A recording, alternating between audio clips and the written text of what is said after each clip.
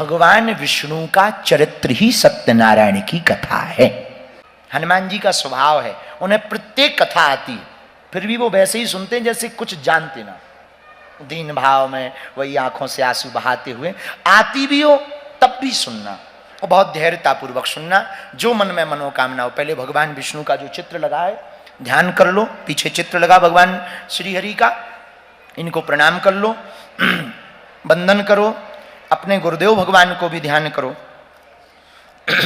देखो सत्यनारायण भगवान के लिए भागवत में वर्णन आया, सत्यव्रतम सत्य परम त्रिसत्यम सत्यस्य योनिमित्तं च सत्ये सत्यस्य सत्यम मृत सत्य नेत्रम सत्यात्मकम त्वाम शरणम प्रपन्नः।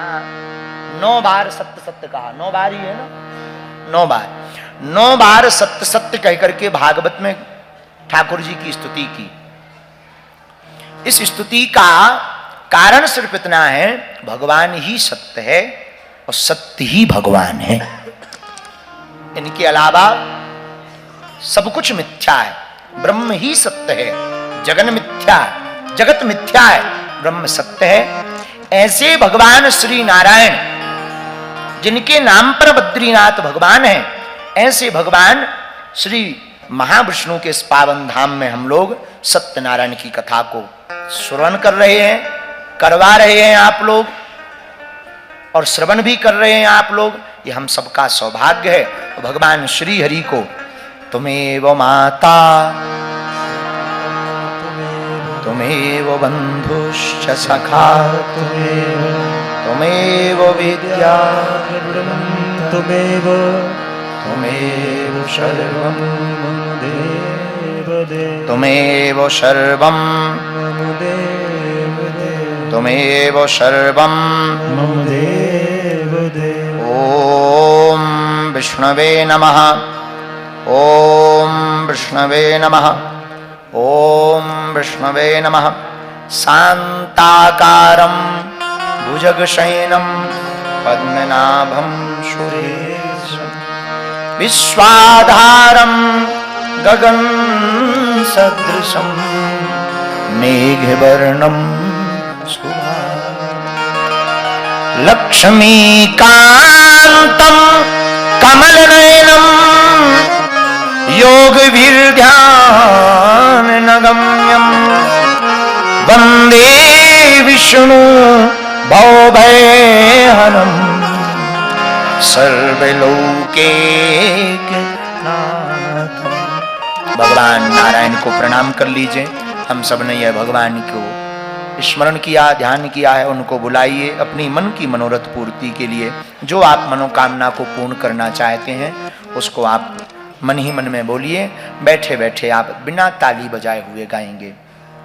श्रीमन नारायण नारायण नारायण, श्रीमन नारायण नारायण नारायण। वैसे तो यज्ञ चल रही है तो पूजन विधि आवश्यकता नहीं, पर नाम संकीर्तन से सभी पूर्ति हो जाती है, इसलिए गाओ लक्ष्मी नारायण नारायण नारायण, लक्ष्मी नारायण नारायण नारायण। जो नारायण नाम लेते हैं, नारायण नाम लेते हैं, पाप होते सब छारायण। हाँ पाप होते सब छारायण। श्रीमन नारायण नारायण नारायण, लक्ष्मी नारायण नारायण नारायण। सूर्य नारायण नारायण नारायण, सूर्य नारायण नारायण नारायण। चंद्र नारायण नारायण नारायण। श्रीमन नारायण नारायण, श्रीमन नारायण नारायण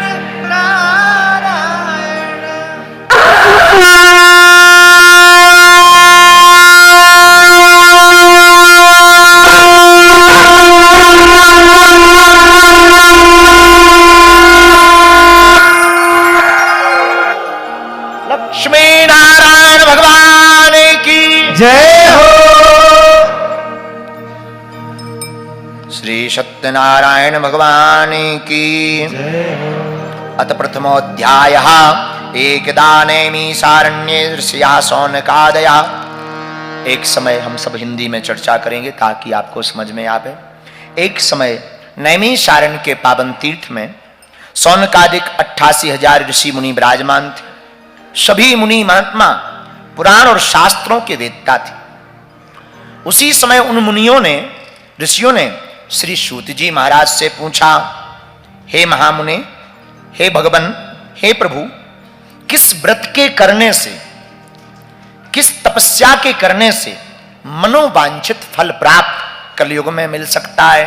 क्योंकि कलयुग युग सम आन नहीं, जो नर कर विश्वास। कलयुग बड़ा विचित्र युग होगा। इसमें न व्यक्ति के पास समय होगा, न पूजा के लिए समय होगा, न धर्म के लिए समय होगा, न ठीक से यह सत्कर्म कर पाएगा। कलयुग के लोग बड़े आलसी प्रमादी होंगे। कलिकाल के लोग बड़े ही स्वार्थी होंगे।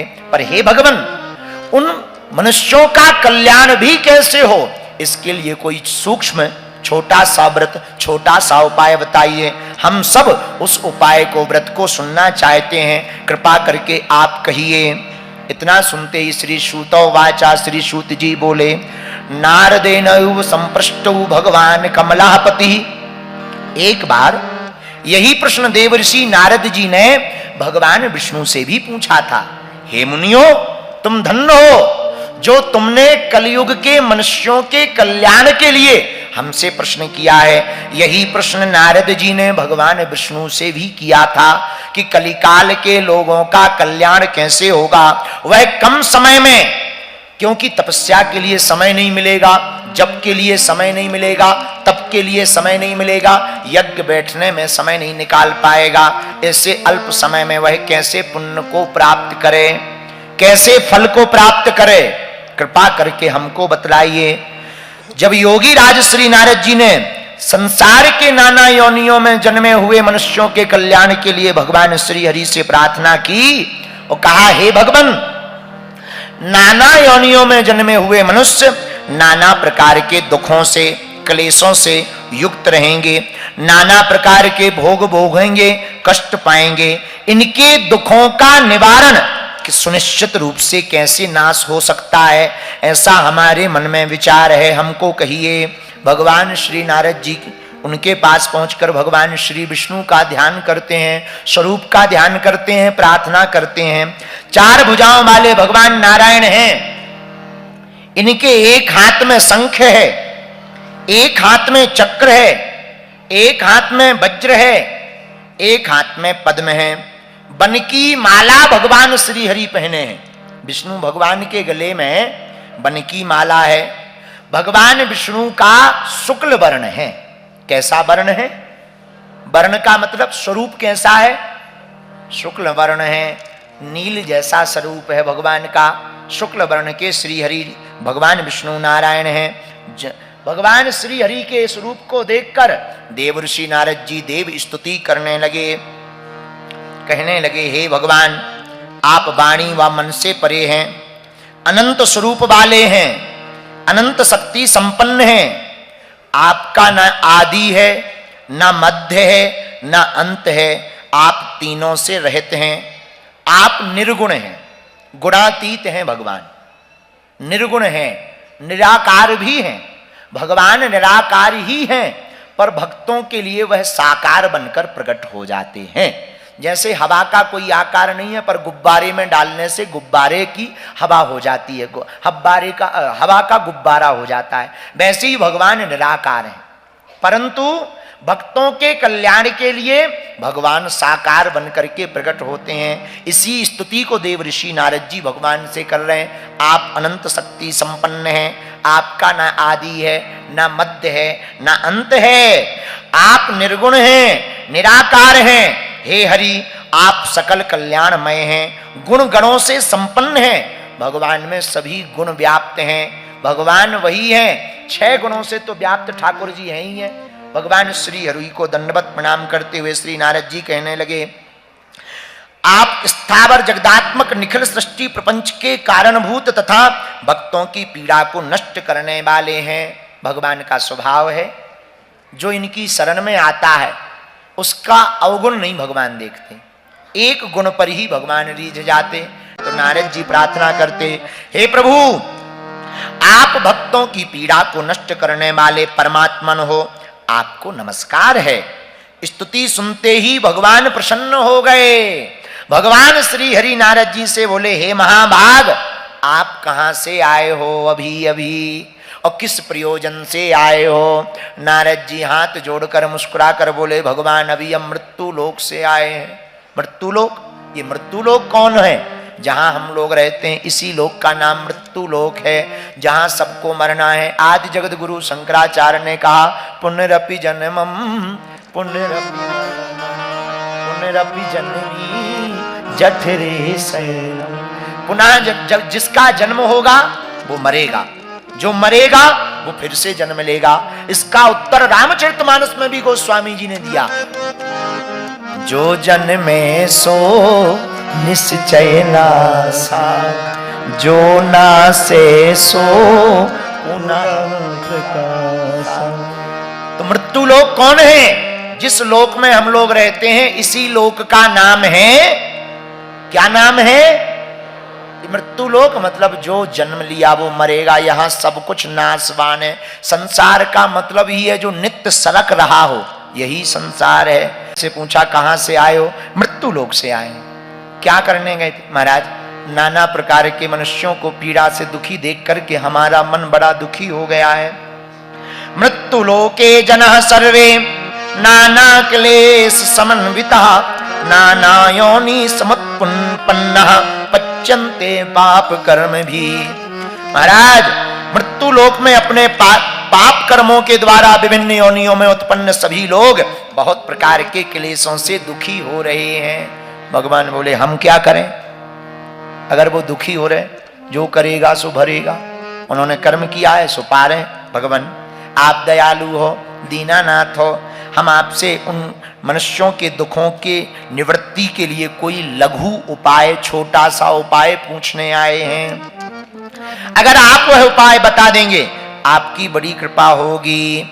इतना कहते ही भगवान मुस्कुरा करके नारद जी से बोले, धन्य है साधु, साधु साधु साधु, धन्य हो धन्य हो। साधु कौन?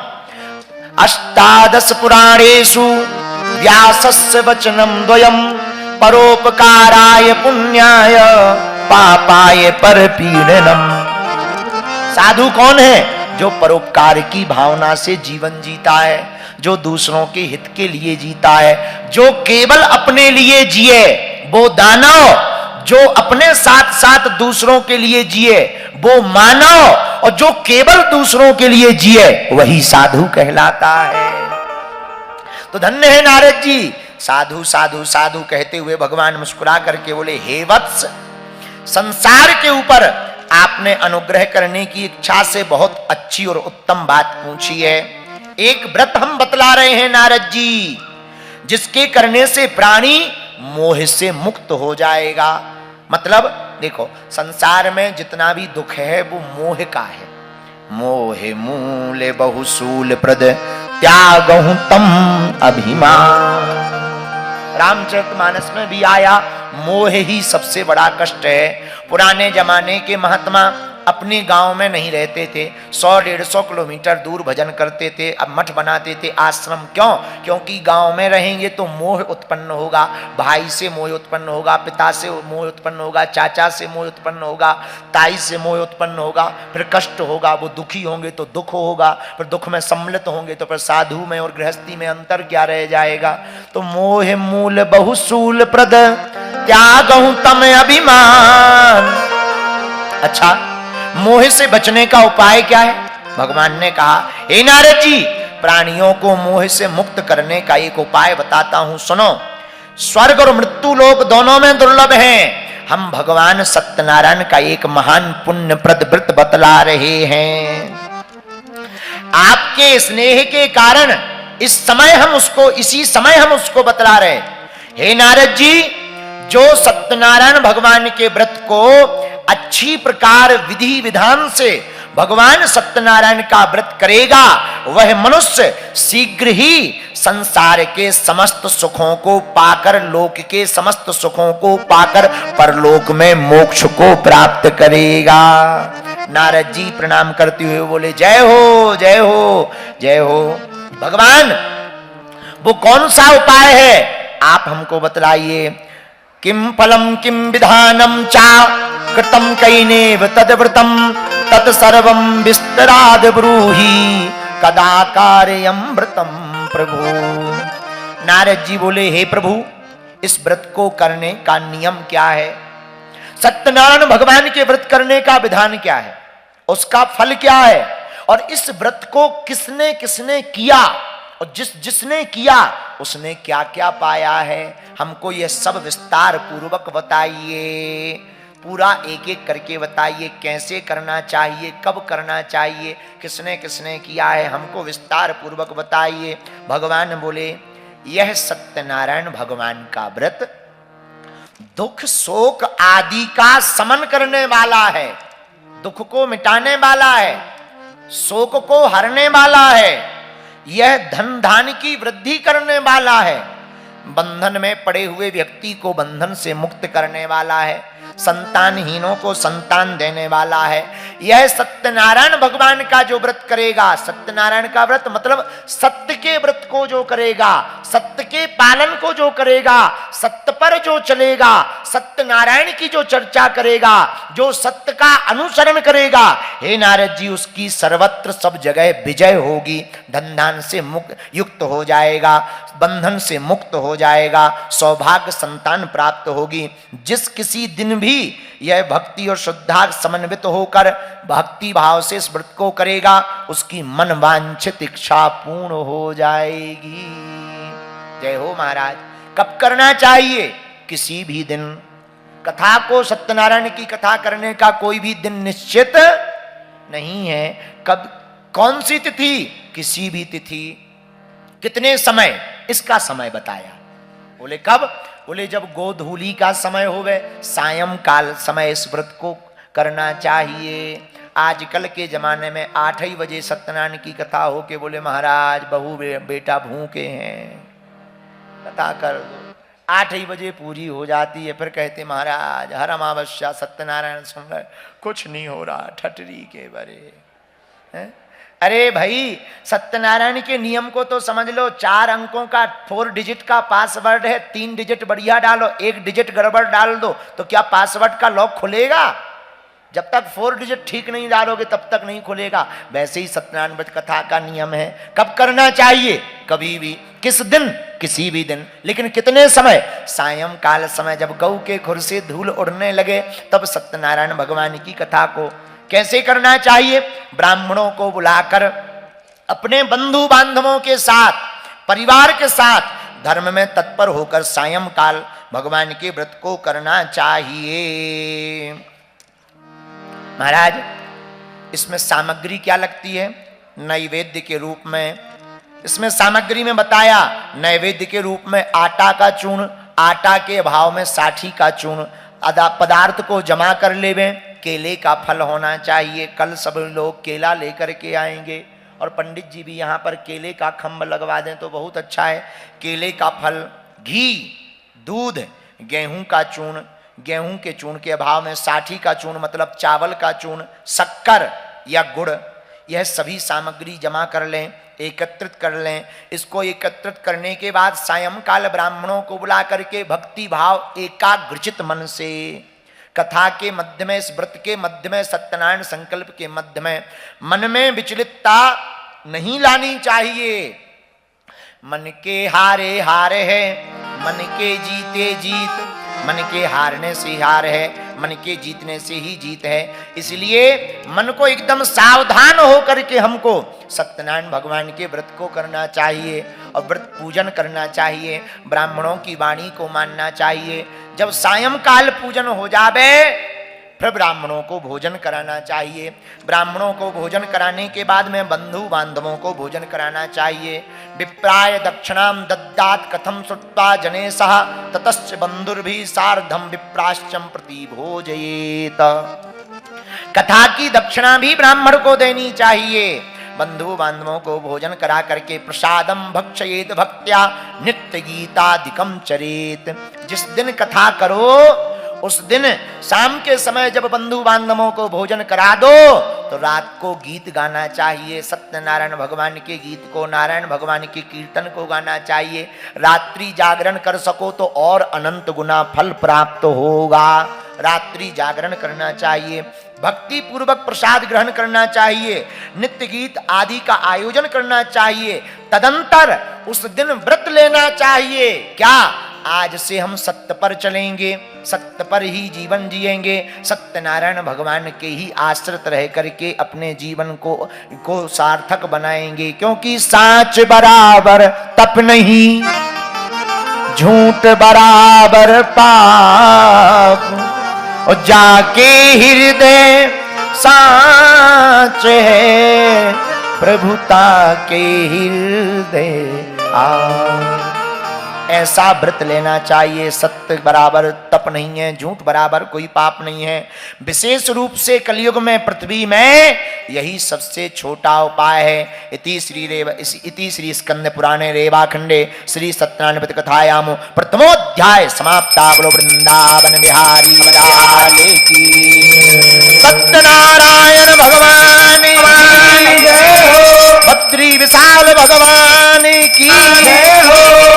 हल्दी चावल वहीं सामने छोड़ दो।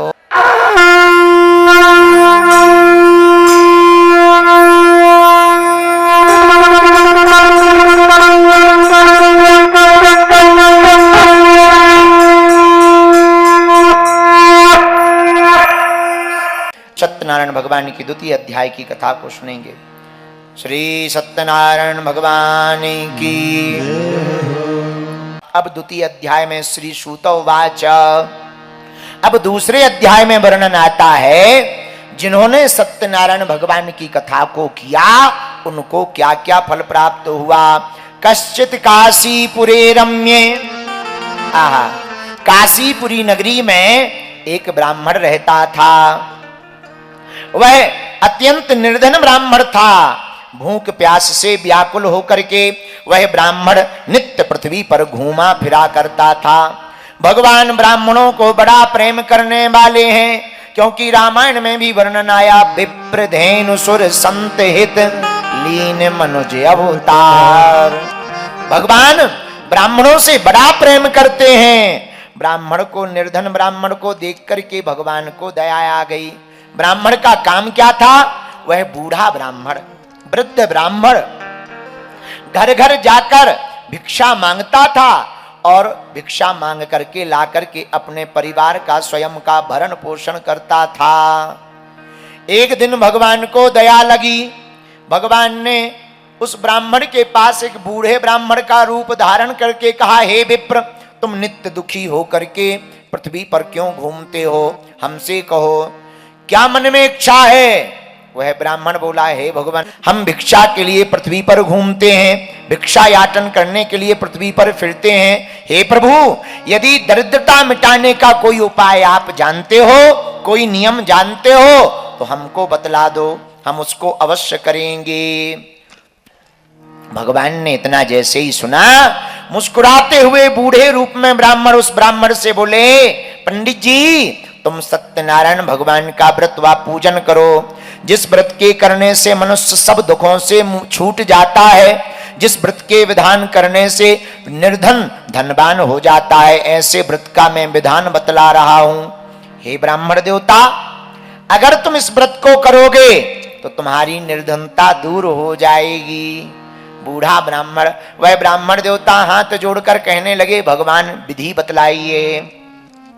भगवान ने सत्यनारायण भगवान की विधि बतलाई। शाम के समय कथा को करना चाहिए, व्रत रखना चाहिए और बंधु बांधवों को बुलाकर साठी का चूर्ण ना हो तो गेहूं का चूर्ण, और गेहूं के अभाव में साठी का चूर्ण, शक्कर, गुड़, केले का फल आदि सब सामग्री को रख करके बंधु बांधवों को बुलाकर, ब्राह्मणों को बुलाकर इस व्रत को करना चाहिए। ब्राह्मण देवता को उपाय बतलाया। भगवान उपाय बतलाकर अंतर ध्यान हो गए। उसके बाद जब अंतर्ध्यान हुए तो वह ब्राह्मण अपने घर को गया। ब्राह्मण रात्रि काल में उसको नींद नहीं आई। हमको उपाय तो कह दिया कि व्रत को करो, व्रत को करने से निर्धन धनवान हो जाता है, पर हमारे घर पर तो फूटी चवन्नी नहीं है, फूटी कौड़ी नहीं है, हम कहां से इस व्रत को करेंगे। पर प्रातः काल उस ब्राह्मण ने उठकर संकल्प लिया। देखो संकल्प में कितना बल होता है। संकल्प लिया कि आज ग्राम में लकड़ी बेचने से जो भी धन मिलेगा, आज ब्राह्मण ने विचार किया, आज भिक्षा में हमें जो भी धन मिलेगा उस धन से हम सत्यनारायण भगवान की कथा को करवाएंगे। ऐसा मन में प्रण ले लिया ब्राह्मण देवता ने। प्रण लेकर के भिक्षा याचन के लिए गए, भिक्षा मांगने के लिए गए। भगवान की बड़ी कृपा हुई। उस दिन उनको 4 गुना भिक्षा में धन प्राप्त हुआ। ब्राह्मण देवता भगवान को धन्यवाद कहने लगे, जय हो प्रभु, आज ही हमने संकल्प लिया था, आज ही आपने हमारी सुन ली। खूब संपदा प्राप्त हुई। जैसे ही बहुत संपदा प्राप्त हुई तुरंत ब्राह्मण देवता अपने घर को आए, बंधु बांधवों को बुलाया, ब्राह्मणों को बुलाया, भक्ति पूर्वक सभी सामग्री को एकत्रित करके सायं काल के समय ब्राह्मण देवता ने सत्यनारायण भगवान का व्रत किया। भगवान से प्रार्थना की, हे प्रभु, अगर हम पर कृपा होगी तो हम हर महीने आपकी व्रत कथा सत्यनारायण की कथा को करवाएंगे, सत्यनारायण भगवान के व्रत को करेंगे। भगवान भक्ति भाव पूर्वक इस व्रत के करने से प्रसन्न हो गए और खूब आशीर्वाद भगवान ने दिया। वह ब्राह्मण उस व्रत के प्रभाव से सभी दुखों से छूट गया एवं खूब धनवान हो गया। ब्राह्मण बड़ा प्रसन्न हुआ। उस दिन के बाद वह ब्राह्मण प्रत्येक महीने सत्यनारायण भगवान के व्रत को करने लगा। ऐसे सत्यनारायण का व्रत जो करेगा वह पापों से छूटकर दुर्लभ मोक्ष को प्राप्त होगा। श्री सूत जी बोले, हे विप्रो, हे ऋषियों, इस व्रत को जो भी पृथ्वी पर करेगा वह मनुष्य सभी दुखों से छूट जाएगा, उसके समस्त दुख नष्ट हो जाएंगे। ऐसे श्री सूत जी ने अपनी वाणी से कहा। ऋषियों से कहते हुए कहा, सूत जी बोले, हे मुनियों, और सुनो, इस ब्राह्मण की देखा देखी करके और किसने सत्यनारायण भगवान के आशीर्वाद को पाया।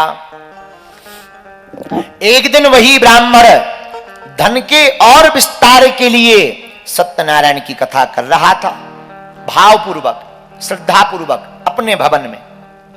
लेकिन उसी समय एक लकड़ी बेचने वाला लकड़हारा वहां से निकला। उसने बहुत भीड़ को देखा पंडित जी के घर पर, तो लकड़ियों का गट्ठा बाहर रख दिया, अंदर भवन में पहुंच गया। सत्यनारायण की कथा उसने कभी सुनी नहीं थी, देखी नहीं थी। भावपूर्वक जब देखा बड़ा प्रसन्न हुआ। जब सत्यनारायण की कथा पूरी हो गई तो ब्राह्मण देवता ने चरणामृत दिया, भगवान का उसने चरणामृत पिया। पंजीरी का प्रसाद दिया, उसने प्रसाद पाया। हाथ जोड़कर ब्राह्मण से पूछा, हे देव, ये कौन सा व्रत है, इसके करने से क्या फल मिलता है, कृपा करके हमको विस्तार पूर्वक बताइएगा। ब्राह्मण देवता ने कहा, अरे भैया लकड़हारा, यह सभी मनोकामनाओं को पूर्ण करने वाला, मनोवांछित फल देने वाला, धन धान्य को बढ़ाने वाला, इसकी ही कृपा से हमारे घर पर धन धान आदि की वृद्धि हुई है। हे लकड़हारे भैया, यह कोई और नहीं, श्री सत्यनारायण भगवान का व्रत है। लकड़हारा बड़ा प्रसन्न हुआ। महाराज, जब तुम्हारे धन धान बढ़ गया, पहले तुम्हारी भी स्थिति हमारे जैसी थी, अब बढ़िया हो गई, अब हमारी स्थिति गड़बड़ है। आपने व्रत किया, आप यहाँ पहुंच गए, हमें भी विधि बतला दो थोड़ा, हमारी भी जिंदगी जुग जुग आ जाए, हमको भी कुछ प्राप्त हो जाए, प्रभु की कृपा। ब्राह्मण देवता ने विस्तार पूर्वक लकड़हारे को नियम बतलाया, विधि बतलाई। प्रसाद पाकर, जल पीकर वह लकड़हारा अपने घर को चला आया। पर मन ही मन में चिंतन करता हुआ आया कि आज ग्राम में लकड़ी बेचने से जो भी धन मिलेगा उससे मैं सत्यनारायण भगवान के उत्तम व्रत को करूंगा। भगवान की ऐसी माया, भगवान क्या नहीं कर सकते जिस पर भगवान की कृपा हो जाए। रामायण में वर्णन आया, जा पर कृपा राम की होई, ता पर कृपा करे सब कोई। जिस पर राम की कृपा होती है उस पर सभी लोग कृपा करने लगते हैं। लकड़हारे ने कहा, हे प्रभु, अगर हमारी लकड़ी बेचने से बढ़िया धन मिलेगा तो हम सत्यनारायण भगवान के व्रत को करवाएंगे। भगवान की कृपा से जो लकड़ियों का गट्ठा अपने सिर पर रख कर के ले जा रहा था, प्रभु की ऐसी कृपा हुई कि वह लकड़ियां चंदन की बन गईं। तो पहले के दिनों में काष्ठ मूल्यम च द्विगुणम प्राप्तवान सौ, उसको दुगना धन प्राप्त हुआ लकड़ियों का, इतना आज तक नहीं मिला। उसने कहा बढ़िया उपाय है, सोचने और संकल्प करने मात्र से दोगुना धन मिल गया। वाह! उसने तुरंत लकड़ियों को बेचकर धन से सामग्री खरीदकर ऐसे सुंदर नगर में जैसे ही उसने लकड़ियों को बेचा, हृदय प्रसन्न करते हुए केले का फल, शक्कर, घी, दूध, गेहूं का आटा, इसके अभाव में साथ में सवा सेर इकट्ठा किया। सब सामग्री को एकत्रित करके आनंद के साथ अपने घर आया, भाइयों को बुलाया, बंधुओं को बुलाया, भूदेव ब्राह्मणों को बुलाया। सायंकाल समय उस लकड़हारे ने सत्यनारायण भगवान के व्रत को करना प्रारंभ कर दिया।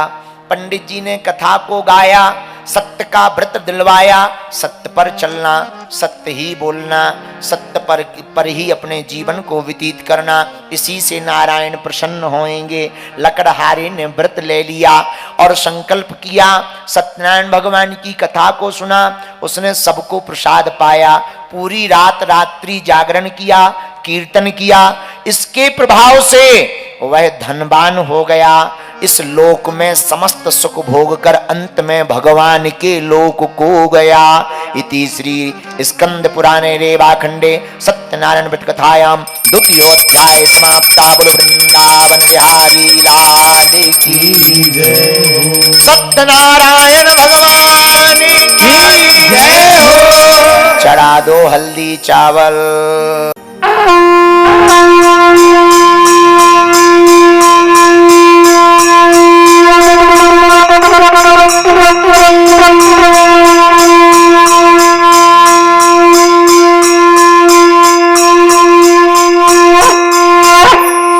चावल ले लो। अथ तृतीयो अध्याय श्री सूत उवाच। तीसरे अध्याय में सत्यनारायण की महिमा और गाई जाती है। अथ तृतीयो अध्याय, ध्यान से सुनना। श्री सूत जी बोले, हे मुनि श्रेष्ठ, आगे की कथा सुनो। पहले के समय में एक उल्कामुख नाम का राजा था। उसका क्या नाम था? उल्कामुख। उल्कामुख नाम का राजा बड़ा ही बुद्धिमान था, जितेंद्रिय था। बुद्धि तो तेज थी ही, इंद्रियों भी उसने जीत रखी थी, इसलिए जितेंद्रिय था। सदा सत्य बोलने वाला था, बुद्धिमान था। वह प्रतिदिन देवालय में जाता था, मंदिर में जाता था रोज। ब्राह्मणों को, साधुओं को धन देता था, ब्राह्मणों को प्रसन्न करता था। उसकी पत्नी भी कमल के समान मुख वाली साध्वी, सती साध्वी थी। उन दोनों ने संतान की कामना के लिए भद्रशिला नदी के किनारे सत्यनारायण भगवान का व्रत किया। राजा के पास सब कुछ था, लेकिन एक कमी थी। क्या? संतान नहीं थी। और एक संत कहते थे, पति बिन सूनी मांग, पुत्र बिन है घर सूना। स्त्री कितनी भी सुंदर हो, पर अगर सिंदूर से मांग ना भरी हो तो ठीक नहीं लगती। किसी राजा के घर पर कितना भी राजपाट हो, धन हो, दौलत हो, पर संतति ना हो तो वो धन किसी काम का नहीं है। कौन संचालित करेगा, कौन चलाएगा, किसके लिए है? तो राजा के पास सब कुछ था, लेकिन संतान नहीं थी। तो राजा ने अपनी पत्नी जो कमल के समान मुख वाली थी, उसके साथ में जो है सत्यनारायण भगवान का व्रत किया। भद्रशिला नदी के किनारे पर सत्यनारायण की कथा कर रहे थे। उसी समय धन से परिपूर्ण एक नाव आई। उस नाव में एक साधु नाम का वैश्य बनिया बैठा हुआ था। वह वैश्य व्यापार के भाव से इस तरफ आया था। नाव को तीर के किनारे खड़े कर कर राजा के पास आ गया। राजा को भावपूर्वक व्रत करते देखकर विनयी भाव से पूछने लगा। साधु बानिया कहने लगा, हे राजन, भक्ति युक्त भाव से बड़े प्रसन्नता पूर्वक आप ये क्या कर रहे हैं? इसके करने से क्या फल मिलता है और इसको क्यों करना चाहिए? इस समय मेरी सुनने की इच्छा है, मुझको बताओ। राजा बोले, हे साधु बानिया, हम पुत्रादि प्राप्ति की कामना के लिए, बंधु बांधवों के साथ अतुल तेजस्वी संतान के लिए भगवान सत्यनारायण का व्रत और पूजन कर रहे हैं। साधु नाम का बनिया बोला, महाराज, क्या सत्यनारायण का व्रत करवाने से संतान होगी? राजा बोला, बिल्कुल होगी। भरोसा दृढ़ होगा, नियम का पालन करोगे, व्रत को पूर्ण करोगे तो निश्चित तुम्हारे घर पर संतान होगी। साधु नाम का बानिया घर लौटा, व्यापार करके आनंदित होकर के घर आया। उसने संतान देने वाली अपनी स्त्री से कहा, हे देवी, आज हम दोनों संकल्प ले रहे। देखो, सत्यनारायण का एक फल है, आप व्रत करो तो फल मिलना ही है, पर सामर्थ्यता नहीं है, समय नहीं है, और उस वक्त आप सत्यनारायण की कथा ना करवा पाओ तो किसी भी परिस्थिति में सत्यनारायण कथा करवाने का अगर आप संकल्प ले लोगे तब भी आपका काम सफल हो जाएगा। साधु नाम का बनिया महाकंजूस था। उसने सोचा पहले कर देंगे और फिर बाद में संतान ना हुई तो पत्नी से बोला, एक काम करो, देखो जो जितना बड़ा होता है पुण्य की जड़ पाताल तक, पाप की जड़ अस्पताल तक। साधु नाम का बनिया अपनी पत्नी से बोला, एक काम करो, हम दोनों संकल्प ले लेते हैं। अच्छा, क्या संकल्प? हमारे जब संतान होगी तब हम सत्यनारायण भगवान के व्रत को करेंगे। पत्नी भी बड़ी प्रसन्न हो गई। लीलावती नाम था पत्नी का। लीलावती प्रसन्न हो गई। बहुत अच्छा उपाय महाराज, जय हो आपकी। लेकिन भगवान की कृपा, कालांतर में साधु नाम के बानिया के यहां लीलावती के गर्भ से एक सुंदर कन्या का जन्म हुआ। वह दिनों दिन से बढ़ने लगी। 10वें महीने में उस कन्या का जन्म हुआ। वह कन्या रत्न की उत्पन्न दिनों दिन ऐसे बढ़ने लगी जैसे शुक्ल पक्ष का चंद्रमा बढ़ता है। उस कन्या के स्वरूप को देखकर ब्राह्मणों ने उसका नाम कलावती रखा। क्या रखा? कलावती नाम रखा। नामकरण हो गया। एक दिन लीलावती अपने पति से बोली, महाराज, आपने संकल्प किया था कि जब हमारे संतान होगी तब हम सत्यनारायण भगवान के व्रत को करेंगे। साधु नाम का बानिया बड़ा कंजूस था। चमड़ी चली जाए पर दमड़ी ना जाए। उसने सोचा अभी कर देंगे, फिर शादी होगी, फिर करना पड़ेगा, 2-2 बार खर्चा लगेगा। देवी चिंता मत करो, बेटी का जब विवाह होगा तो दोनों इकट्ठी सत्यनारायण भगवान के व्रत को करेंगे। पत्नी को समझा बुझा दिया। बेचारी पत्नी क्या बोले समझ गई। साधु नाम का बानिया व्यापार करने चला गया। जब व्यापार करने चला गया कुछ दिनों बाद वापस आया। दृष्टवा तु सुंदरम बालम वारिक्य पुत्रम गुणान्वितम। जब वापस आया उसने अपनी कन्या को खेलते हुए देखा। विवाहार्थम च कन्याया वरम श्रेष्ठम विचारय। कन्या को विवाह योग देखकर मन में सोचा बेटी का विवाह कर देना चाहिए। दूतों को बुलाया, इधर आओ, हमारी बेटी के लिए कोई सुंदर वर देख कर के लाओ। दूत गए, एक सुंदर व्यापारी के बालक को देखकर महाराज के पास आकर, साधु नाम के बानिया के पास आकर खबर की। साधु नाम के बानिया ने उस सुयोग वर को देख करके दृष्ट्वा तु सुंदरम बालम वाणिक्य पुत्रम गुणान्वितम, तुरंत अपनी बेटी कलावती का विवाह कर दिया। विवाह के बाद भगवान की कथा को भूल गया। पहले ही नहीं की, ऊपर से विवाह की भाग दौड़ में भूल गया। जब भूल गया तो दामाद को घर पे ही रख लिया, बेटा यहीं रहो, हमारे पास तो बेटी भर है, यहीं व्यापार करो, हमारा काम देखो। कुछ दिनों के लिए दामाद के साथ वह चतुर साधु बानिया दामाद को लेकर व्यापार करने समुद्र के किनारे एक रतनपुर नामक नगर में गया। दामाद भी बड़ा आदमी, साधु नाम का बानिया भी बड़ा आदमी, दोनों राजा चंद्रकेतु के नगर में व्यापार करने लगे। भगवान ने सोचा बड़ा कंजूस है, पहले कह रहा था कि बेटी हो जाएगी तो फिर सत्यनारायण करवाएंगे, बेटी हो गई तो फिर कह रहा था कि जब विवाह हो जाएगा तब करवाएंगे, अब शादी हो गई फिर तो वही हाल है, फिर कहेगा नाती पोता और हो जाए फिर करवाएंगे, नाती पोता हो जाएंगे फिर कहेगा महाराज इनकी शादी और हो जाए। इसका मतलब ये करवाएगा ही नहीं, तो ये तो थोड़ा सा मजा चखा देना चाहिए। भगवान ने ऐसा सोचा, थोड़ी सी मिर्ची खिला दे। क्या करें, राजा चंद्रकेतु के नगर में जब वह बानिया व्यापार करने लगा, भगवान रुष्ट हो गए।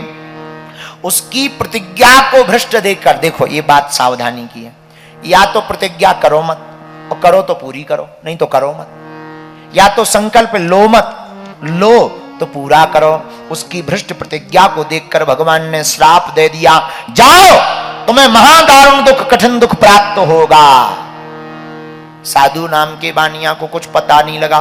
कई लोगों का ऐसे ही हाल होता है, उन्हें लगता है भगवान है ही नहीं है, करते जाओ पाप, कहां देख रहा है। हाँ, लेकिन जब भगवान की मार गलती है तब फिर ठिकाने लग जाता, फिर जय बजरंगबली करता, भैया कोई बताओ महात्मा जी अच्छे हों, अर्जी लगानी है। जब तक पाप करता है तब तक ध्यान नहीं आता है। बोलो सीताराम। साधु नाम का बानिया बड़ा प्रसन्न, व्यापार करने लगा चंद्रकेतु के नगर में। भगवान ने श्राप दे दिया। एक दिन भगवान ने माया के 2 चोर बनाए। कितने चोर? 2। वह राजा का धन चुरा करके भागने लगे और दिखा के भागे। सिपाहियों से बोले देखो जो ले जा रहे। सिपाही बोले अरे हमारे रहते लिए जा रहे। सो पीछे पीछे सिपाही, आगे आगे चोर।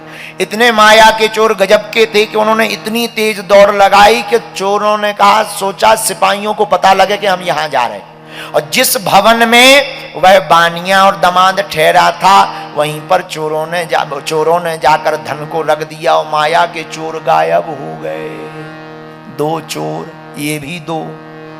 सिपाही ने समझा यही है। बानिया को और दामाद को दोनों को पकड़कर ले गए। राजा के सामने जाकर खड़ा किया, महाराज हमने आपके धन को चुराने वाले 2 चोरों को पकड़ लिया है, आप आज्ञा करें। राजा ने कहा इनका धन छीन लो, इनको कठोर कारावास में डाल दो। दोनों खूब सफाई देते रहे, पर भैया जब लाठी गलती राम की नहीं चलती किसी की। भगवान की लाठी बड़ी खतरनाक है, इसलिए तो हमने पहले ही कहा पुण्य की जड़ पाताल तक, पाप की जड़ अस्पताल तक। साधु नाम का बानिया रोने लगा, कारागृह में पड़ा। इधर सत्यनारायण भगवान की माया के कारण उसकी बात को किसी ने नहीं सुना। राजा चंद्रकेतु ने सारा धन छीन लिया और श्राप के कारण उसके घर पर भी चोरी हो गई। ले हमारे एक संत कहते थे, बाढ़ही धन अनीत को 10 बरस तक राय, 10 ते 11 जो लगे जरा मूढ़ते जाए। अनीति का धन 10 साल तक टिकता है, 10 से 11 लगते ही जरा मुड़ से चला जाता है। इसने भगवान के संकल्प को पूरा नहीं किया तो खुद भी जेल में गया और घर पे भी चोरी हो गई, सो कंगाल हो गए। बेटी और माँ दोनों भिक्षा मांग करके जीवन जीने लगे। लो आ गई ज्यों के त्यों। बोलो जय सिया राम। शरीर में पीड़ा, मन में चिंता, भूख प्यास से दुखी होकर के लीलावती कलावती घर घर घूमने लगी। एक दिन कलावती बड़ी देर रात को घर आई। एक जगह ब्राह्मण के घर सत्यनारायण की कथा को देखकर बैठ कर के सुनने लगी। रात को प्रसाद पाकर घर आई। माता प्रेम बहुत करती थी कलावती से। कन्या से बोली, हे बेटी इतनी रात तक कहाँ रही? तेरे मन में क्या है? क्या तू मुझे नरक में ले जाएगी, मेरी नाक कटवाएगी? यह सुनकर कलावती बोली, नहीं माँ, हम एक ब्राह्मण के घर पर थे, वहां पर हमने सत्यनारायण भगवान का व्रत होते देखा। लीलावती को याद आ गया कि तेरे पिता ने संतान प्राप्ति के लिए इस संकल्प का व्रत लिया था, हो ना हो ये सत्यनारायण भगवान का ही श्राप हो। तुरंत पड़ोस में जाकर सामग्री को मांगा। कन्या के वाक्य सुनकर साधु वैश्य की स्त्री सत्यनारायण का व्रत करने के लिए तैयार हो गई, उद्यत हो गई। उस स्त्री ने बंधु बांधवों को बुलाया, सत्यनारायण भगवान की कथा की और सत्यनारायण की कथा के अंत में कहा, हे प्रभु, मुझसे, मेरे पति से, मेरे दमान से जो भी अपराध हुआ हो क्षमा कर दो, हमसे भूल हो गई, अज्ञानी है। भगवान प्रसन्न हो गए। छड़े रुष्टा छड़े तुष्टा, रुष्टा तुष्टा छड़े। भगवान थोड़े में प्रसन्न हो जाते हैं और थोड़े में नाराज हो जाते हैं। भगवान प्रसन्न हो गए। प्रसन्न भय राजा चंद्रकेतु के स्वप्न में गए। ए राजा उठ, सुबह होते ही जो 2 चोर तुमने कारागृह में बंद किए हैं खोल देना, वरना पूरा राज्यपाट नष्ट कर देंगे। धमकी दे दी। राजा की 3 ही बजे रात को नींद खुल गई। और कौन नाश करवाना चाहे, भगवान बोल रहे, दिमाग खराब हो गया। रात को ही उठ बैठा। सुबह सभा लगी, सभा में अपना स्वप्न सुनाया। ब्राह्मण बोले, महाराज खोल दो, काय को बर्बाद करवा रहे, खोल दो। दोनों को बुलाया, साधु और दामाद को बुलाया। भगवान की कृपा से दोनों ने आकर हाथ जोड़ लिए। कैदियों की तरह उनको बांध करके लाए थे, पर उनको खुलवा दिया, हाथ जोड़ लिए। राजा ने तो जो धन लिया था, उस जो छीना था वह भी लौटा दिया, दुगना दे दिया। दोनों बड़े शर्म के मारे नीचे सिर करें। राजा चंद्रकेतु बोले, आप शर्म मत करो, ये आपका अपराध नहीं है, देव अपराध था आपसे। कोई अपराध हो गया था तुमसे, देवताओं का अपराध हो गया था, इसलिए तुमने दुख को पाया है। दोनों वैश्य राजा चंद्रकेतु को नमस्कार करके कुछ नहीं बोल पाए। दुगना धन ले लिया। दुगना धन लेकर के प्रसन्न मन से बड़े भाव पूर्वक अपने घर को चलने लगे। राजा ने कहा, साधु साधु अपने घर को जाओ। राजा को प्रणाम करके नाव में पूरी संपत्ति को रख करके जाने लगे। इति श्री स्कंद पुराणे रेवाखंडे सत्यनारायण व्रत कथायामो 3य अध्याय समाप्ता। बोलो वृंदावन बिहारी लाल की, सत्यनारायण भगवान की जय हो।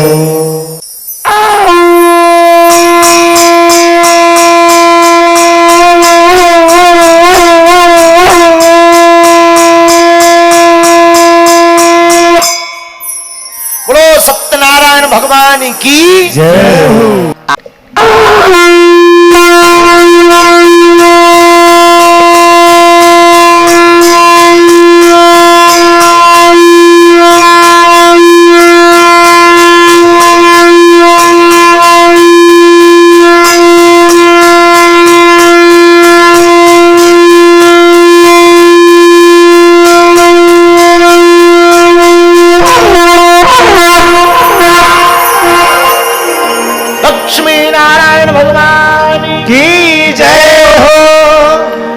चतुर्थोऽध्याय यात्रां तु कृतवान् साधुर्मंगलायन पूर्विकां ब्राह्मणेभ्यो धनं दत्त्वा तदा तु नगरं ययौ। कियद् दूरे गते साधौ सत्यनारायणः प्रभु जिज्ञासां कृतवान् साधो किमस्ति तौ नो स्थितम्। श्री सूत जी बोले, हे मुनियो, जब वह साधु नाम का बानिया राजा के पास से धन लेकर के अपने नगर को चलने लगा तो मंगलाचरण किया। ब्राह्मणों को उसने धन भी दान में दिया और अपने नगर के लिए जाने लगा। साधु बानिया कुछ ही दूर निकला ही था कि भगवान ने सोचा इसकी परीक्षा ले ली जाए, अभी भी इसने सत्य को अपनाया है या नहीं, सत्य को स्वीकार किया या नहीं, सत्य बोलेगा या नहीं। ऐसा भगवान ने विचार किया। भगवान सन्यासी का भेष धारण करके परीक्षा लेने के लिए आए। नाव में धन भरा हुआ, मद से चूर। जब सन्यासी जी ने आकर के पूछा कि हे साधु बानिया, तुम्हारी नाव में क्या है, क्या भरा है, तब धन के मद में चूर दोनों महाजन, दोनों साधु बानिया और उसका दमाद अवहेलना पूर्वक हंसते हुए बोले, अरे महात्मा, अरे ओ दंडी स्वामी, आप क्यों पूछते हो? क्या तुम्हारा धन चुराने का इच्छा है? क्या धन लेने की इच्छा है? महाराज, हमारी नाव में तो लत्ता पत्रादि भरे हुए हैं। झूठ बोल दिया कि हमारी नाव में धन नहीं है, लता पत्रादि भरे हुए हैं। यह बात सुनकर के दंडी सन्यासी का रूप धारण करने वाले भगवान ने कह दिया, जाओ, तुम्हारा वचन सत्य हो। निष्ठुरम चावचः श्रुत्वा सत्यम भवतु ते वचः। जाओ, तुम्हारा वचन सत्य हो। ऐसा कहकर के भगवान कुछ दूर जाकर के समुद्र के किनारे बैठ गए। जाकर जब भगवान बैठ गए, इधर साधु नाम का बानिया दंडी स्वामी के जाने के बाद नित्य क्रिया करके निवृत्त हुआ, स्नान आदि करके निवृत्त हुआ और घर जाने के लिए जैसे ही नाव के पास आकर देखा तो जो नाव धन से भरी हुई दबी थी, वह लता पत्रादि की बाणी दंडी सन्यासी की लग गई। वह नाव ऊपर पानी में आ गई और इतराने तैरने लगी जैसे उसमें कुछ हो ही ना। साधु नाम के बानिया को संदेह उत्पन्न हुआ। पहले तो नाव थोड़ी पानी में झुकी हुई थी, अब ऊपर आ गई, क्या बात है? जैसे ही जल में जाकर, नाव में जाकर के देखा, अत्यंत आश्चर्य में पड़ गया। नाव में धन की जगह लता पत्ते भरे हुए हैं। यह देख करके मूर्छित होकर के जमीन पर गिर पड़ा, अचेत हो गया। तो बड़ी मुश्किल से तो डबल धन मिला था, वो ही चला गया। अब लता पत्रादि बन गए, पत्ते बन गए, फूल बन गए, लता टहनियां बन गई हैं। रोने लगा, मूर्छित होकर के जमीन पर जब गिर पड़ा, दमाद जगाने की कोशिश करने लगा, खूब चिंता में पड़ गया। तब दमाद ने जगाया, प्रयत्न किया और कहा कि आप शोक ना करें। आप शोक क्यों करते हैं? ये तुम्हारे झूठ बोलने का ही परिणाम है। लगता है यह श्राप दंडी स्वामी की वचन का प्रभाव है। उन्होंने श्राप दे दिया। अब अगर वह वैसा ही चाहते हो तो चलो उनकी शरण में चलते हैं, सत्य का पालन करते हैं, वह सब कुछ कर सकते हैं, इसमें कोई संशय नहीं है। हमें उन्हीं की शरण में चलना चाहिए। साधु बानिया ने सोचा, मरते क्या नहीं करते, बर्बाद तो हो ही गए, चलो। दमाद के साथ में दंडी स्वामी जहां किनारे पे बैठे थे वहीं आ गए। महाराज प्रणाम, आपकी जय हो। आदर पूर्वक प्रणाम करने लगा। पहले अवहेलना पूर्वक हंस रहा था, अब आदर पूर्वक प्रणाम कर रहा। काम पड़े कछुआर है, काम करे कछुआ, ब्याह होते के बाद में नदी सिरावत मो। काम निकलते ही कुछ और है, काम पड़ते ही कुछ और है। पहले अवहेलना करके साधु की मजाक बनाकर हंस रहा था ये, अब जब सब बर्बाद हो गया तो भगवान याद आ गए। ये हम लोगों का भी यही हाल है। जब तक सब कुछ बढ़िया बढ़िया चकाचक रहता है तब तक कुछ याद नहीं आते। जहां घुटनों का दर्द हो जाए, बेटा बेकार निकल जाए, घाटा लग जाए, सोई बागेश्वर धाम याद आ जाते हैं। तो एक संत ने कहा, दुख में सुमिरन सब करे, दुख में सुमिरन सब करे, सुख में करे न को। और जो सुख में सुमिरन करे सो दुख काहे को। रोने लगा। महाराज जैसे ही गया, हमने आपके सामने असत्य भाषण को कहा, हमारे अपराध को क्षमा करो। बार बार वह रोते हुए शोक में भरा होकर के, व्याकुल होकर के रुदन करने लगा, रोने लगा, दंडवत प्रणाम करने लगा और कहा, हे महाराज हम आपकी माया को नहीं जानते, आप ब्रह्म हो, ब्रह्मादि भी आपकी माया को नहीं जान सकते, तब हम साधारण मनुष्य कैसे जान सकते हैं, हम पर कृपा करो। तच्छ्रुत्वा भगवद्वाक्यम स्तुतम करतु समुद्धतः। बार बार रोते हुए वह साधु नाम का बानिया चरणों में गिर पड़ा। हे प्रभु, आश्चर्य की बात है, आपकी माया बड़ी विचित्र है। आपकी माया से सभी मोहित हो जाते हैं, देवता भी आपके गुण और रूपों को नहीं जान पाते, फिर मैं मूर्ख आपकी माया से मोहित क्यों ना हो जाऊं। आप प्रसन्न होइए, मैं अपनी धन और संपत्ति के अनुसार आपकी पूजा करूंगा, मेरी रक्षा करो, पहले के समान मेरी नौका में धन भर दो। भगवान उसकी भक्ति युक्त वाणी को सुनकर के प्रसन्न हो गए। भगवान ने अभीष्ट वर प्रदान किया, जाओ तुम्हारी नाव में नौका में जैसा धन था वैसा ही हो जावे। जय हो महाराज। जैसे ही उसने वापस नाव में आकर देखा, नाव धन से परिपूर्ण पाई, बड़ा प्रसन्न हो गया। तुरंत ब्राह्मणों को बुलाया, ब्राह्मणों को बुलाकर वहां तट पर रहने वाले लोगों के साथ भक्ति पूर्वक विधि पूर्वक भगवान श्री सत्यनारायण की कथा को करवाया एवं सत्य बोलने का व्रत लिया।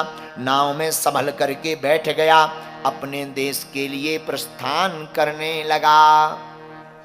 वह साधु नाम का बानिया जब भगवान की कथा कर लिया तब अपने देश को आया। जैसे ही नगर के नजदीक पहुंच गया, सामने उसे रतनपुरी नगरी दिखाई दे रही। दमान से कहा, देखो अपनी नगरी आ गई है। एक दूत को किनारे से कहा, जाओ घर पर खबर करो नगरी में कि हम जो है बहुत सा धन लेकर के नगर में साकुशल दोनों वापस आ गए, ऐसी खबर हमारे घर पर जाकर दो। जैसे ही दूत नगर में साधु बानिया के घर पर गया तो उसने साधु की भार्या को, पत्नी को देखा कि यह हाथ जोड़ करके बड़े प्रेम पूर्वक श्रद्धा पूर्वक कोई व्रत अनुष्ठान कर रही हैं। वह साधु की पत्नी लीलावती, उसकी पुत्री कलावती कोई और व्रत नहीं, सत्यनारायण भगवान का ही व्रत कर रही थी। इतने में दूत आ गया, आपकी जय हो। हाँ, क्या बात है, क्यों आए हो? मैया, अपने नगर के निकट में आपके स्वामी जी, आपके पतिदेव, साथ में दामाद, दोनों लोग साकुशल बहुत सा धन धान लेकर के वापस आ गए। इतना सुनते बड़ी प्रसन्न हुई, कलावती भी प्रसन्न हुई। लीलावती ने अपनी पुत्री से कहा, बेटी तुम सत्यनारायण की कथा पूरी करके आओ, थोड़ी रह गई है, हम दर्शन करने जा रहे, हम पति के दर्शन कर लें, बहुत दिन हो गए, हम दर्शन करने जा रहे। इतना कह करके चली गई। और तुम भी सत्यनारायण भगवान का व्रत पूर्ण करके तुम भी प्रसाद पा करके आ जाना। पर लीलावती ने अनसुना कर दिया। व्रत तो पूरा किया, पर पति के स्नेह के कारण, पति के दर्शन के कारण उसने सोचा प्रसाद बाद में पा लेंगे, पहले पति के दर्शन कर लें। प्रसाद को अलमारी में रख दिया और दौड़ती हुई पति के दर्शन को गई। इससे भगवान सत्यनारायण रुष्ट हो गए। और साधु नाम का बानिया तो किनारे पर खड़ा था, पर कलावती का पति नाव में बैठा था संपत्ति के पास। उसी समय भगवान ने ऐसी झोंका की लीला की, भयंकर हवा का झोंका लगा और देखते ही देखते कलावती के पति जिस नाव में बैठे थे, वो नाव, उसका पति, दोनों कब डूब गए पता ही नहीं चला। अब तो रोने लगी। ये क्या अपराध है? भगवान के प्रसाद को ना पाने का अपराध है। देखो, प्रसाद में 3 अक्षर हैं, कितने? प्रा, सा, दा। प्रा माने प्रत्यक्ष, सा माने साक्षात, दा माने दर्शन। जिसको पाते ही प्रत्यक्ष साक्षात दर्शन करने का अनुभव प्रतीत हो, उसी का नाम प्रसाद है। इसलिए प्रसाद को प्रेम पूर्वक, प्रा प्रेम पूर्वक, सा साक्षात, दा दर्शन मानकर भगवान के प्रसाद को पाना चाहिए, तिरस्कार नहीं करना चाहिए, वरना महापाप लगता है। ना पा पाओ, पोटली बना लो, थोड़ा सा किंचित मात्र पालो, पोटली बना लो, बांट दो, सबको दे दो, जो मिले दे दो। और ना पा पाओ, कोई है नहीं, गौ माता को पवा दो। गौ माता नहीं है, विदेश में रहते हो, जल में जीवों को पवा दो। पर भैया प्रसाद का तिरस्कार नहीं करना चाहिए। कलावती ने प्रसाद का तिरस्कार किया। देखते ही देखते उसका पति नाव सहित डूब गया पानी में। तथा कलावती कन्या ना विलोक्यम निजम पतिम शोकेन महिता तत्र रुदंती चापदत भुवि। रोने लगी, हमारे पति देव चले गए हैं। तुरंत खड़ाऊ ली और सती होने के लिए तैयार हो गई। उधर भगवान का सिंहासन डोला। भगवान ने देवताओं से पूछा, हमारी सिंहासन डोलने का कारण क्या है? तो देवता बोले, महाराज मृत्यु लोक में कोई स्त्री अपने पति के साथ सती होने के लिए आतुर है, सती होने चली है। भगवान बोले, किस कारण? बोले, प्रसाद ना पाने के कारण उसका पति नाव में डूब गया, जल में डूब गया नाव सहित। भगवान बोले, जाओ व्योम वाणी कर दो, आकाशवाणी कर दो। तब तक साधु नाम का बानिया रोने लगा, लीलावती भी रोने लगी। हे भगवान, हमसे क्या भूल हुई है, हमको क्षमा करो, हमारे दामाद से क्या अपराध हो गया। हे प्रभु, यदि हमारा दामाद साकुशल सजीवित आ जाएगा, जीवंत हो जाएगा, सामने दिख जाएगा, मिल जाएगा, हम पुनः हर महीने आपके व्रत सत्यनारायण भगवान के व्रत को करेंगे। आकाशवाणी हुई, हे साधु नाम का बानिया, हे साधु बानिया, तुमने भगवान की कथा के प्रसाद का तिरस्कार किया है, इसलिए तुम्हारी बेटी का पति दिखाई नहीं पड़ता है। यही है प्रसाद। यदि यह प्रसाद पाकर सा सम्मान पूर्वक प्रणाम वंदन करके क्षमा याचना करे तो निश्चित ही पति प्राप्त होगा। आकाशवाणी जैसे ही सुनी, भागी हुई कलावती घर को गई। सत्यनारायण भगवान के व्रत को पुनः पूर्ण किया, भगवान के प्रसाद को पाया, दंडवत प्रणाम करके सत्यनारायण भगवान से क्षमा मांगी। और जैसे ही क्षमा मांगी, इधर भगवान की कृपा से वह तूफान शांत हो गया और उसका दामाद और नाव दोनों साधु नाम के बानिया के देखते ही देखते पानी के जल के ऊपर आ गए। साधु नाम का बानिया बड़ा प्रसन्न हुआ। अंत में हर पूर्णमासी को, संक्रांति को, वह साधु नाम का बानिया बंधु बांधवों के साथ, ब्राह्मणों के साथ सत्यनारायण भगवान के व्रत को करता रहा। इस संसार के समस्त सुखों को भोग कर अंत में वह वैकुंठ धाम को चला गया।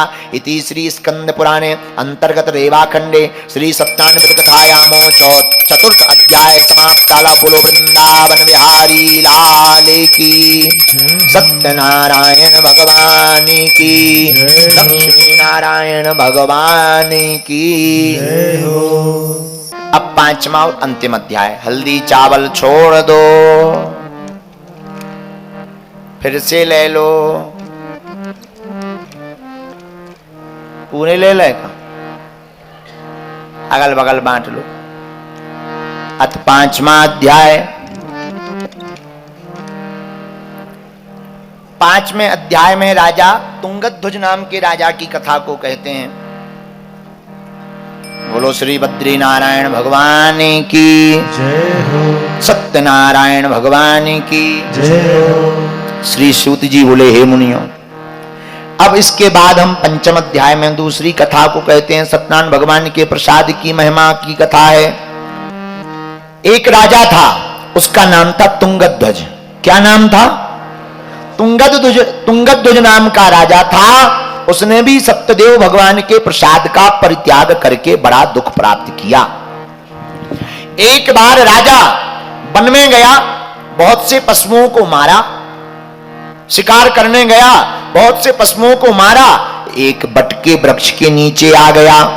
वहां उसने देखा कुछ गोप ग्वाल बैठे हुए बंधु बांधवों के साथ बड़े संतुष्ट होकर भक्ति भाव पूर्वक मनसा वाचा कर्म इंद्रिया मानो सभी प्रकार से किसी व्रत का पूजन कर रहे हो। राजा यह देखकर अहंकार के वश नहीं गया, न घोड़े से उतरा, न प्रणाम किया। कुछ लोगों को बड़ा घमंड होता है, वो कथा में भी सम्मान पाना चाहते, वो कथा में भी आते हैं तो उन्हें लगता है कि लोग हमें देखें, हमें जाने, और जो कथा करने वाले पंडित जी हैं वो तुरंत हमारा नाम लें। और अगर उनका नाम ना लो, उन्हें ना देखो, उन्हें कोई बैठने को ना पूछे, और अगर वो बैठ जाएं तो उन्हें कथा ऐसे लगती है जैसे सूजा चुभाए जा रहे हो, उनका मन नहीं लगता है। फिर मन ही मन वो ये कहते हैं, होंगे अपने लिए बड़े, बाहर में गया, हम एक बार आ गए, अब नहीं आएंगे, होंगे बागेश्वर महाराज अपने लिए। ऐसे तो बहुत महात्मा हमने देखे, हम भी 10 लाख खर्च करेंगे, उनसे बड़े वाले महात्मा बुलाएंगे, इनके गुरु जी को बुलाएंगे। हाँ, और अगर कोई आबे और तुरंत नाम आ हा फलाने नेताजी आ गए। फिर देखो तुम ऐसे बहुत अच्छे महाराज हैं, बहुत अच्छे महाराज, क्या कथा बोल रहे हैं, संगीत बहुत अच्छा है। और नाम ना लो ना देखो तो उन्हें ये लगने लगता जैसे हम नाहर बैठे हो, सिंह बैठे हो। अनुभव की बात। ऐसे ही इस राजा के साथ हुआ। तुंगध्वज नाम का राजा वन में शिकार खेलने गया। वहां गोप ग्वालों को सत्यनारायण भगवान का व्रत होते देखा। राजा अहंकार के बस, अभिमान के बस न घोड़े से उतरा न प्रणाम किया। बाद में जब उन गोप ग्वालों ने सत्यनारायण भगवान का पंजीरी प्रसाद दिया, महाराज ये प्रसाद है सत्यनारायण का, राजा ने नहीं पाया। मन ही मन सोचा हम राजा होकर ये भूंगा हुआ आटा पाएंगे, हम राजा हैं। प्रसाद को वहीं छोड़ दिया और जैसे ही छोड़ करके राजा घर आया, लौटकर भगवान के प्रसाद का परित्याग करने के कारण उसने महान दुख को पाया। आते ही उसके नगर में आग लग गई। आग में भवन जल गया, उसके 100 पुत्र भी मर गए। अब तो राजा के ऊपर बड़ा पहाड़ दुख का टूट गया। राजा रोने लगा, हमने ऐसा कौन सा अपराध किया, सैनिक बच गए, सिपाही बच गए, पर पुत्र क्यों मर गए, कुछ ना कुछ तो कारण है। मन में राजा यह निश्चय कर ही रहा था, तब तक मन में विचार आया कहीं हो ना हो सत्यनारायण भगवान के प्रसाद को नहीं पाया, उसी का अपराध ना हो। राजा भागता हुआ गया जहां सत्यनारायण की कथा हो रही थी। तो एक जगह हमने एक संत के मुंह से ऐसा सुना कि वहां गोप ग्वाल तो घर चले गए थे, पर जो दोना होते हैं, पत्तल के पहले दोना बनाए जाते थे, छेवला के पत्ते के दोना बनते थे, उनको दोना कहते हैं। और छेवला के पत्ते का दोना में प्रसाद इसलिए लगाया जाता था क्योंकि उसका नाम ही था दोना। दोना एक ही है, इसलिए भगवान को दोना बड़ा प्रिय है। भगवान को दोना इसलिए प्रिय है कि ब्रह्म एक ही है, दो है ही नहीं है, इसलिए दोना प्रिय है, इसलिए दोना में प्रसाद लगाया जाता था। तो जो दोना होता था उसमें प्रसाद दिया था। ये तो कटोरी है जो आप टीवी पे दिखा रहे हो, दिखाइए जरा, कटोरी है ना, है? हाँ, ये तो कटोरी है भाई, ये दोना नहीं है, दोना अलग होता है। हाँ, वो पत्ता का बनता है दोना, बल्कि आज तो जो है यहाँ भी बना लेना चाहिए था, पर यहाँ इतने बड़े पत्ते भी नहीं मिलेंगे। छेवला कहाँ मिलेगा यहाँ? छेवला नहीं, पर छेवला हो, जिसको आपकी भाषा में पलास कहते हैं, हमारे बुंदेलखंड में उसे छेवला कहते हैं। छेवला, पलास के पत्तों का दोना बनाते थे, बहुत पवित्र होता था। अन्य पत्तों के भी बनते थे, पर पलास के पत्तों का दोना पवित्र। तो दोना देखो, उसका नाम ही है दोना, दोना। तो राजा गया, जब सब नष्ट हो गया, पुत्र मर गए, राजपाट जल गया, वापस गया, पर वहां पर गोप ग्वाल नहीं थे। एक संत बता रहे थे दोना पड़े हुए थे जिनमें प्रसाद पाया था, प्रसाद तो था नहीं, पहले पूरा प्रसाद नहीं पाया, फिर राजा ने झूठा पाया, जो तिनके लगे हुए थे उसी को सीख से निकाल करके पाया। भगवान की कृपा से उसके पुत्र पुनः जीवित हो गए। राजा बड़ा प्रसन्न हुआ, गोपगणों के समीप गया, उसने गोपगणों को बुलाया, कहा भैया जो व्रत तुम कर रहे थे वो हमें भी करवाओ। भक्ति और श्रद्धा से युक्त होकर विधि पूर्वक उसने भगवान सत्यनारायण के पूजन को किया। सत्यनारायण भगवान के पूजन के प्रभाव के कारण उसके पुत्र जीवित हो गए, उसका धन वैभव पुनः लौट करके आ गया। अंत में वह राजा इस संसार के समस्त सुखों को भोग कर भगवान के बैकुंठ धाम को गया। वह भगवान श्री हरि के यह लोके सुखम भुक्त्वा चांते सत्यपुरम ययौ, वह भगवान के लोक को गया। श्री सूत जी कहते, हे मुनियों, यह सत्यनारायण भगवान का व्रत बड़ा ही दुर्लभ है। आजकल हम लोग भूल गए, पर है ही बड़ा दुर्लभ, बड़ी महिमा है इसकी। पर सत्यनारायण का व्रत का मतलब ये नहीं है कि तुमने 5 अध्याय घंटिया बजवाई, वृंदावन बिहारी लाल की जय, और बस इसके बाद में भोजन करो, आहा सत्यनारायण हो गई भैया, और फिर कहो गुरुजी कह रहे थे ऐसा होगा वैसा होगा, कुछ ऐसा वैसा हुआ ही नहीं। सत्यनारायण का मतलब है जिस दिन आप सत्यनारायण की कथा करवाओ उस दिन सत्य बोलने का व्रत जरूर लो। सत्य ही नारायण है और नारायण ही, क्योंकि साच बराबर तब झूठ बराबर पार, जाके हृदय साच है ताके हृदय। श्री सूत जी कहते हैं मुनियों, श्री सत्यनारायण भगवान के व्रत को जो करेगा करवाएगा, यह पुण्यमयी कथा बड़ी फलदायिनी है। भगवान की कथा से भक्ति युक्त हो करके वह धन धान्य से भर जाएगा, दरिद्र धनवान बन जाएगा। बंधन में पड़ा हुआ व्यक्ति बंधन से मुक्त हो जाएगा, भयभीत व्यक्ति भय से मुक्त हो जाता है। संसार के समस्त सुखों को भोग कर, सभी ईप्सित मनोकामनाओं को भोग कर अंत में वह वैकुंठ धाम को जाता है। हे मुनियों, मैंने आप लोगों से भगवान सत्यनारायण के व्रत को कहा, जिसे करके मनुष्य सभी दुखों से मुक्त होता है। कलयुग में भगवान सत्यनारायण की पूजा विशेष फल प्रदायिनी है। भगवान विष्णु को ही कुछ लोग काल, कुछ लोग सत्य, कुछ लोग ईश, कुछ लोग ईश्वर, कुछ लोग सत्यदेव, कुछ लोग सत्यनारायण के नाम से पुकारेंगे। भगवान के रूप अनेक हैं, नाम एक है, लेकिन सत्यनारायण भगवान का व्रत सभी मनोरथों को सिद्ध करने वाला है। कलयुग में सनातन भगवान विष्णु ही सत्य रूप धारण करके सभी लोगों के मनोरथों को पूर्ण करेंगे। हे श्रेष्ठ मुनियों, जो व्यक्ति नित्य सत्यनारायण भगवान की व्रत कथा को पढ़ेगा, सुनेगा, कहेगा, भगवान सत्यनारायण की कृपा से उसके जन्म जन्मांतरों के पाप नष्ट हो जाएंगे।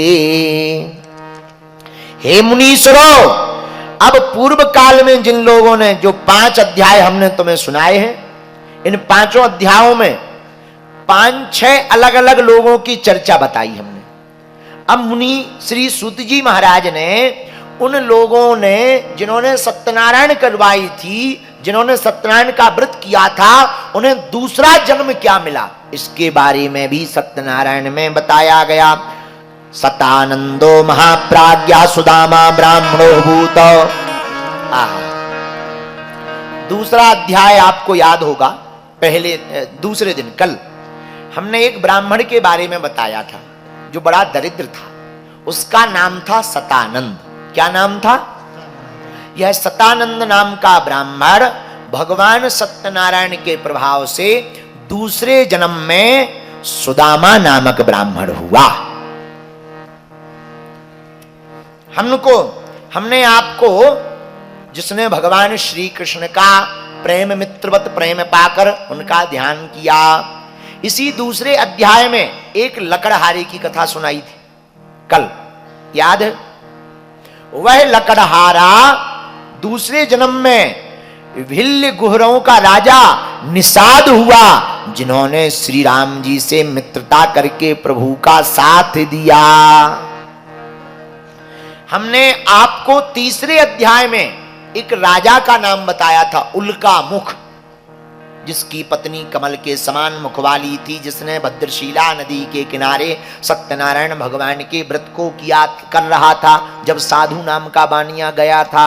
वह उल्का मुख नाम का राजा दूसरे जन्म में राजा दशरथ हुए, जिन्होंने रंगनाथ की पूजा की, अंत में वैकुंठ धाम को गए। इसी अध्याय में जो साधु नाम का बानिया था, वह दूसरे जन्म में राजा मोरध्वज बना, जिसने अपने पुत्र को आरे से चीरकर भगवान को प्रसन्न किया।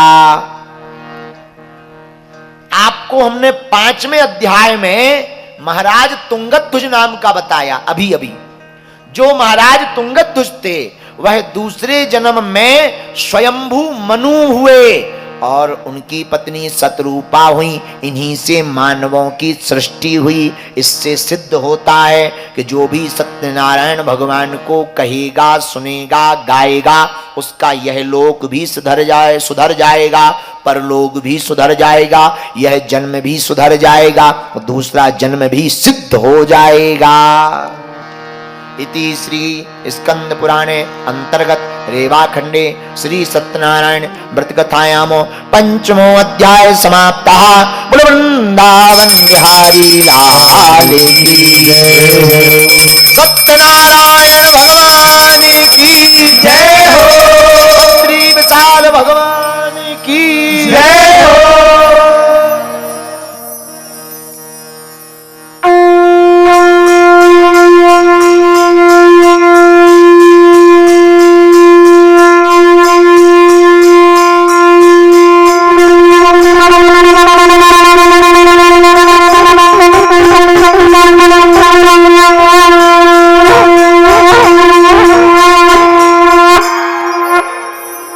सत्यनारायण भगवान की जय हो। लक्ष्मी नारायण नारायण हरि हरि। लक्ष्मी नारायण नारायण हरि हरि। सूर नारायण नारायण हरि हरि। सूर्य नारायण नारायण हरि हरि। लक्ष्मी नारायण नारायण हरि हरि। नारायण नारायण हरि हरि। सूर नारायण नारायण हरि हरि। नारायण नारायण हरि हरि। लक्ष्मी नारायण नारायण हरि हरि। लक्ष्मी नारायण नारायण हरि हरि। जय जय नारायण नारायण हरि हरि। लक्ष्मी नारायण नारायण हरि हरि। जय जय नारायण नारायण हरि हरि। जय जय नारायण नारायण हरि हरि। लक्ष्मी ओम नमो नारायण। ओम नमो नारायण। ओम नारायण। ओम नमो नारायण।